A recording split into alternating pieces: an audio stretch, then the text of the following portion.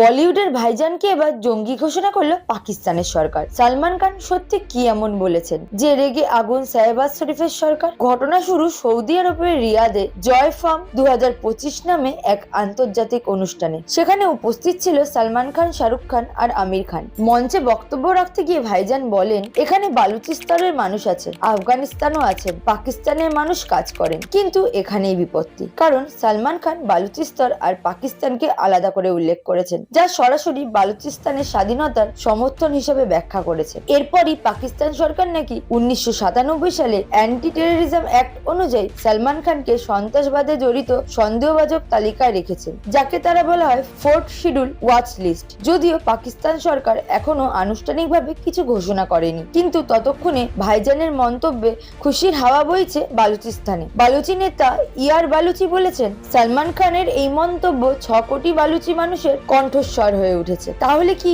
বলিউডের ভাইজান এবার কূটনীতির মাঠেও হিরো হয়ে উঠেছে? কমেন্টে জানাতে ভুলবেন না আপনাদের মতামত। আমাদের চ্যানেলটি সাবস্ক্রাইব করুন, শেয়ার করুন।